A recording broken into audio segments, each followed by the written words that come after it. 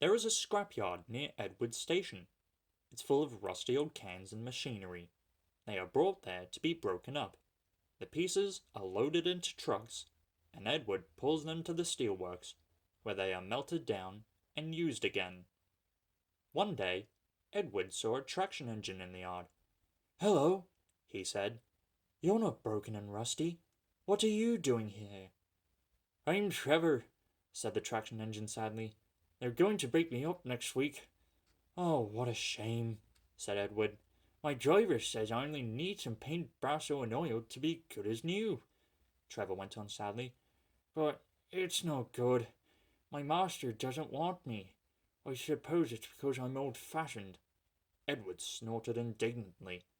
"People say I'm old-fashioned, but I don't care. The Fat Controller says I'm a useful engine." "My driver says I'm useful too," replied Trevor. "I sometimes feel ill, but I don't give up like these tractors.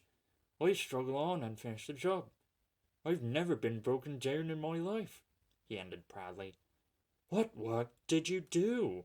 asked Edward kindly. "My master would send us from farm to farm. We threshed the corn, hauled the logs, and sawed timber, and did lots of other work too. We made friends at all the farms, and saw them every year. The children loved to see us come. They followed us in crowds and watched us all day long. My driver would sometimes give them rides." Trevor shut his eyes, remembering. "I like children," he said. "Oh, yes, I love children." "Broken up, what a shame! Broken up, what a shame!" clanked Edward as he went back to work. "I must help Trevor. I must." Edward had lots of friends, but strangely, none of them had enough room for a traction engine at home. "It's a shame! It's a shame!" he hissed as he brought his coaches to the station. Then, "Beep, beep!" he whistled. "Why didn't I think of him before?" Waiting there on the platform was the very person. "Morning, Charlie." "Morning, Sid." "Hello, Edward. You do look upset." "What's the matter, Charlie?" he asked the driver. "There's a traction engine in the scrapyard. He'll be broken up next week, and it's a shame. Jem Cole says he's never driven a better engine." "Do save him, Vicar. You've got room, sir." "Oh, yes, Edward, I do have room," laughed the vicar, "but I don't need a traction engine." "He saws wood and gives children rides. Do buy him, sir, please." "We'll see," said the vicar, and climbed into the train. Jem Cole came on Saturday afternoon. "The Reverend's coming to see you, Trevor. Maybe he'll buy you." "Do you think he will?" asked Trevor hopefully. "He will when I've lit your fire and cleaned you up," said Jem. When the vicar and his two boys arrived in the evening, Trevor was blowing off steam. He hadn't felt so happy for months. "What's this, Reverend?" called Jem. Trevor chuffed happily about the yard. "Oh, Daddy, do buy him!" pleaded the boys, jumping up and down in their excitement.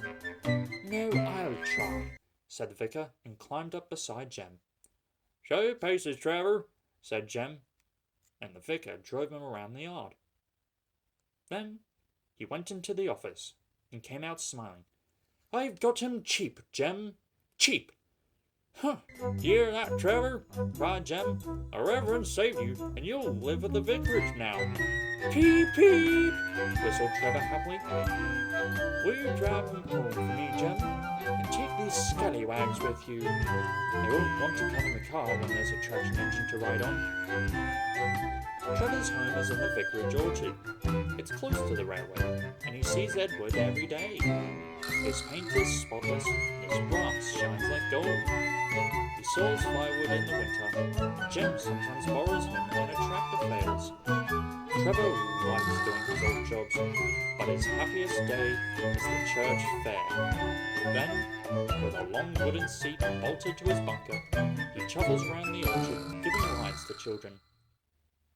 Long afterwards, you will see him shut his eyes, remembering. I like children, he whispers happily.